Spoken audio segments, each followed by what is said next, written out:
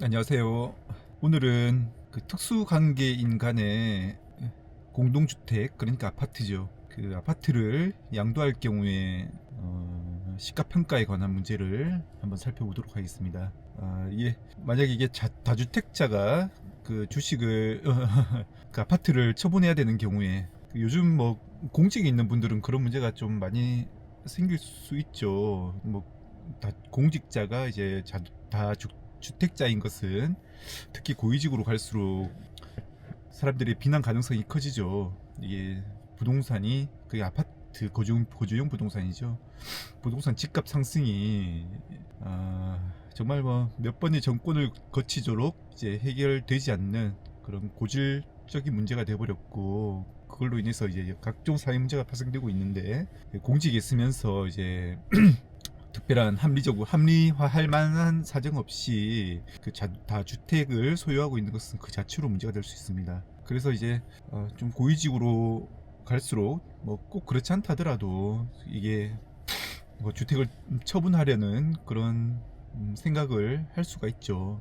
그런 경우에 그냥 뭐 남한테 처분할 수도 있지만은 그래도 가까운 친척한테 명의를 이전하는 방법을 생각해 볼 수 있고, 그런 경우에 뭐 특수관계인 간에 이제 예를 들어 이제 부모 자식 간의 관계, 뭐 사위 장인 장모와의 관계, 이런 특수관계인들이죠.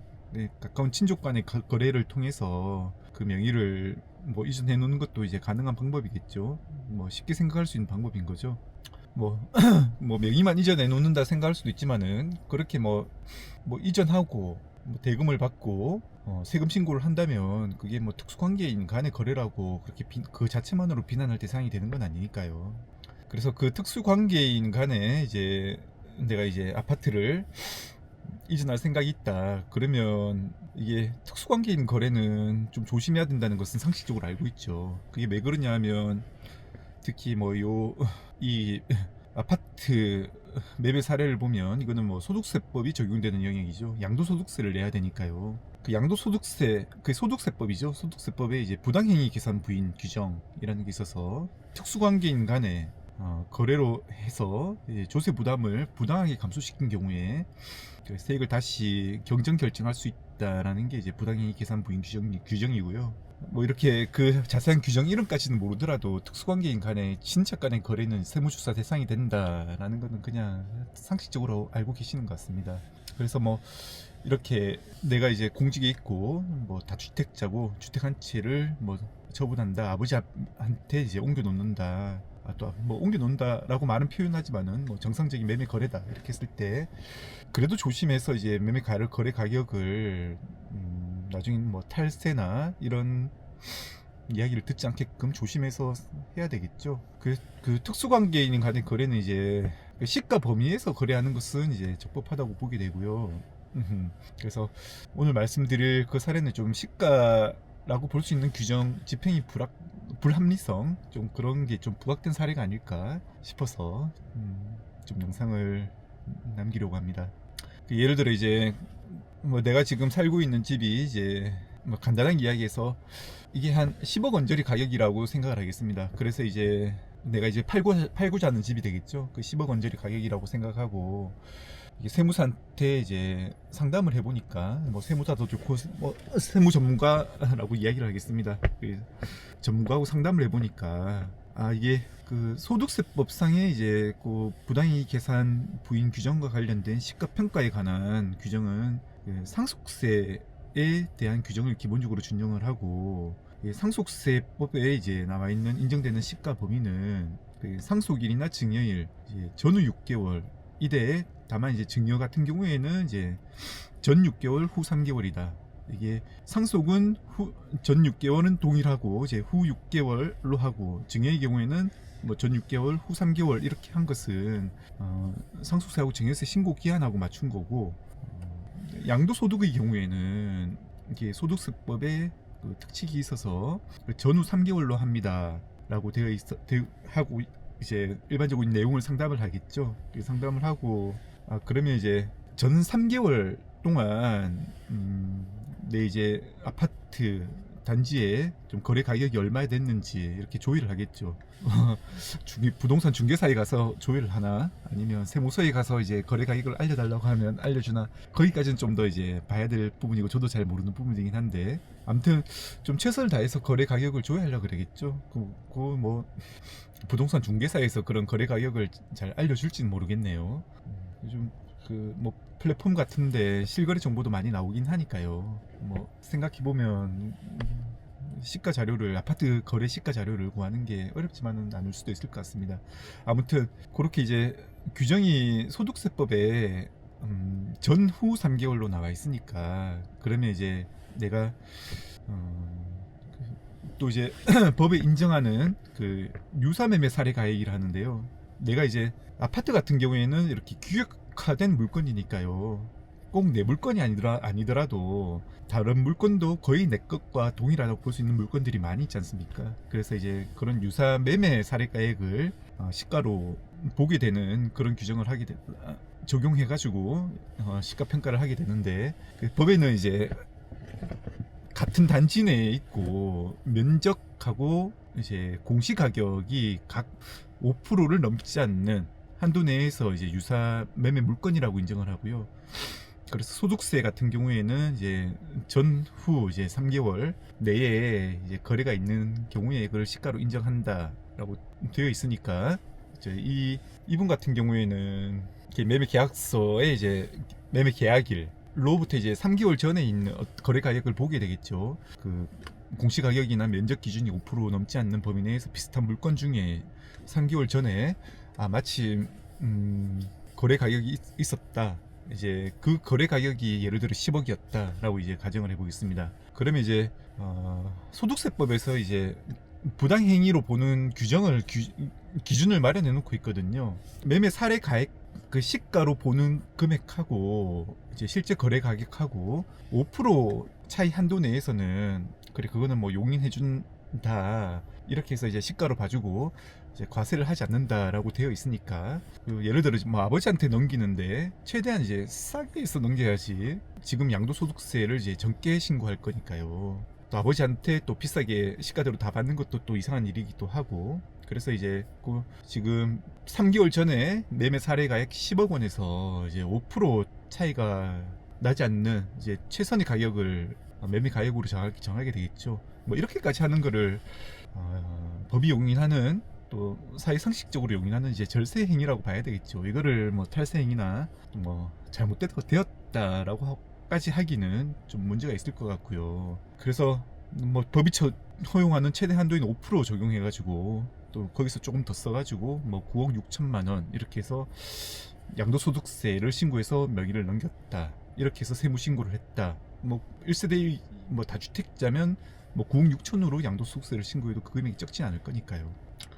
그렇게 뭐 양도소득세 신고까지 마무리하고 이제 등기 명의도 넘어갔다. 근데 여기서 또 문제가 생긴 사례거든요. 왜냐하면 이제 이 신고하고 난 다음에 여기 또 뭐 아파트니까 이제 계속 이제 매매 물건이 거래 사례가 있을 수 있잖아요. 이제 아까 말씀드린 이제 평가 시가로 보는 그런 시기 범위를 양도일로부터 이제 전후 3개월로 이렇게 규정을 하고 있다 보니까 그 양도소득세 예정신고, 양도소득세 예정신고도 하고 이제 확정신고도 하게 되는데, 예정신고는 이제 매매일이 속하는 달의 말일로부터 2개월 내에 하고, 또 그 다음에 이제 종합소득세 신고할 때 그 전해의 양도소득세도 이제 그 누진세를 적용을 해야 되니까, 그걸 다 예정신고한 자료를 다 모아서 세액을 다시 산출하고, 예정신고할 때 납부한 세액을 기납부세액으로 공제를 해가지고, 그래서 확정신고라는 걸 또 하게 되거든요.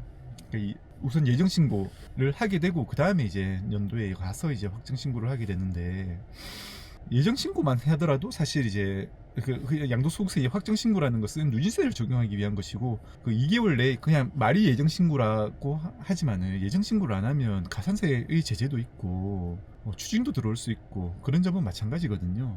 그래서 이게 사실 그 말이 예정신고지 사실상 신고 의무가 있는 거죠. 2개월 내에 반드시 신고를 해야 되는데, 뭐 이 경우에도 예를 들어 이제 뭐 매매 계약일이 이제 뭐 6월 말에 매매 계약을 했다 그러면 그로부터 이제 그 달에 속하는 말일로부터 2개월 내, 그래 8월 말까지는 예정 신고를 해야 되거든요. 8월 말까지 이제 예정 신고를 하고 뭐 잘 마무리되었다, 처분이 잘 마무리되었다라고 생각을 했는데, 이제 국세청에서 이제 9월 중에 있었던 이제 매매 사례 가액이 있었던 가액이 그 가격을 이제 매매 사례 가격으로 봤다. 그 매매 사례로 볼 수 있는 그런 5% 차이 나지 않는 그런 비슷한 물건에 대해서 예를 들어 10억 한 뭐 5천만 원에 이제 거래가 되었던 거예요.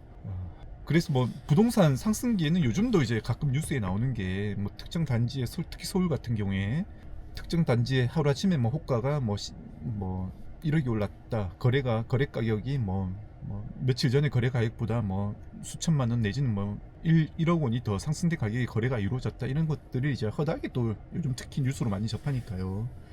그래서 뭐 매매 일로부터 전 3개월 전에 했던 거래 가격이 이제 10억 원이었는데, 그래서 내가 이제 매매를 이제 9억 5천만 원짜리 매매 계약을 쓰고 9억 6천만 원짜리 매매 계약을 쓰고 양도소득세 신고를 했는데, 신고하고 난 다음에 이제 그 달에 이제 10억 5천만 원짜리 거래가 있었다, 이렇게 돼버리니까 이제 10억 5천만 원하고 내가 쓴 9억 6천만 원하고는 이제 5%가 차익이 5%가 크게 내니까 이건 부당행위에 걸리게 되거든요. 만약에 그거를 시가로 보게 되면. 그래서 이 신고가 끝난 다음에 이제 매매 사례 가격을 이제 더 오른 매매 사례 가격을 보고 이게 시가니까 신고가 잘못됐다라고 보고 이제 과세 처분을 한 거죠. 이게 10억 5천만 원을 이제 시가로 보고 왜 9억 6천만 원밖에 신고를 안 했습니까? 그래서 차익이 한 9천만 원 발생을 하는데 여기 대해서 양도소득세를 추가로 내십시오, 이렇게 돼버리면 양도소득세액만 한 4천만 원 5천만 원 이렇게 될 겁니다. 그래서 이분은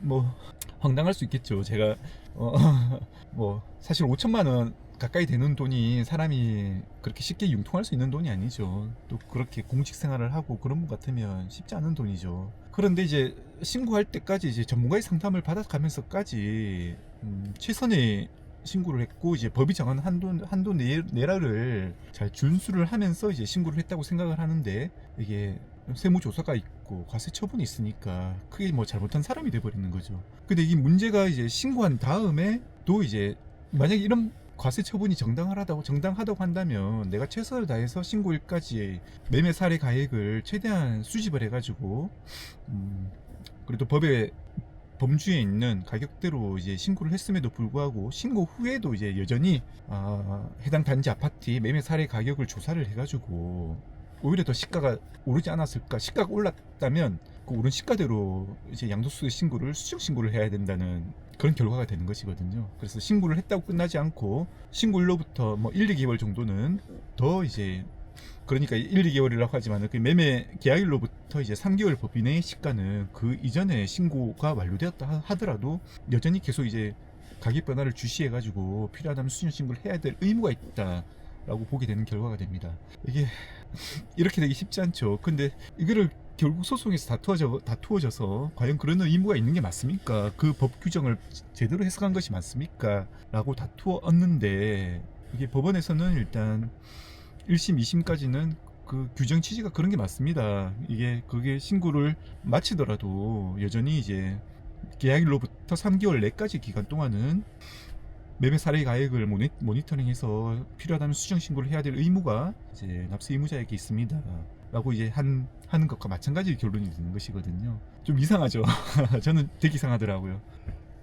이게 왜 그거를 특수관계인 간에 거래를 해가지고 그 특수관계인 간에 거래를 했는 그 사람 잘못이 아닙니까? 라고 이제 그냥 뭉뚱그려서 이제 매도할 만한 일인가 싶은 생각은 들어요. 그걸 뭐 특수관계인 간의 거래라는 게 세법이 뭐 일반 뭐 다른 형사법이나 뭐 민법이나 이런 부분이 이제 특수관계인 거래라고 해서 뭐 불법으로 규정하는 것도 아니고요. 뭐 다른 이제 뭐 공직에 관한 법 일체를 봐도 마찬가지죠. 뭐 세법도 그거를 뭐 잘못됐다라고 이야기를 하는 게 아니라 다만 이제 특수관계인 간의 거래로 인해 가지고 소득 금액을 뭐 지나치게 감소시키는 그런 행위에 대해서는 적절한 세금을 내야 됩니다. 그래서 특수관계인 간의 거래에 대해서는 더 이제 시가대로 세금 신고를 할 의무가 있습니다라는 게 그 규정 취지거든요.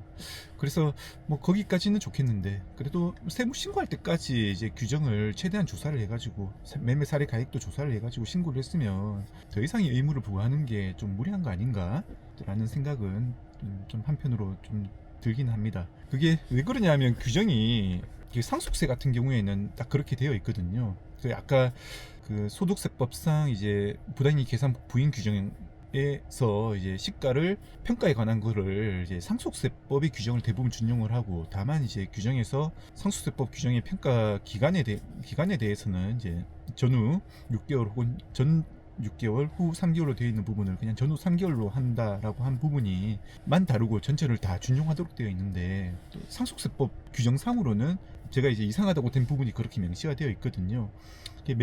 사례 가액대로 이렇게 신고를 했을 경우에, 신고 기한 내에 정상적인 신고를 했을 경우에 그 신고일까지의 가액만을 이제 시가로 보고 매매 사례 가액으로 보고, 거기에 대해서 혹시 이제 매매 사례 가액이 있음에도 불구하고 이제 저가로 신고했는지 여부를 이제 세무조사를 할 수 있다라는 취지로 이제 규정이 되어 있거든요. 그 신고일까지 거래 가액만 이제 수집할 의무가 있다고 보는 게 맞죠. 그러면 이제 뭐 최대한 이제 신고를 뭐 늦춰서 해라, 신고 기한에 맞춰서 해라 이렇게 하는 것도 아니고, 그 신고 기한 내에 이제 빨리빨리 일을 하면 좋으니까요. 그 상속세법상 규정이 되게 합리적인 규정이죠. 그거를 신고가 끝난 뒤에도 이제 모니터링 할 의무가 있다 이렇게 보는 것보다 신고일까지 가격 변화나 이제 매매 사례 가액을 좀 확인을 하면 되는 것으로 그렇게 하는 게 맞지 않을까. 그래서 이제 상속세 및 증여세법 상의 시가평가 규정을 전체 다 준용을 하도록 되어 있으면서 왜 그 규정만 빼고 이제 준용하는 것으로 해석을 할까라는 게 이제 의구심이 있습니다.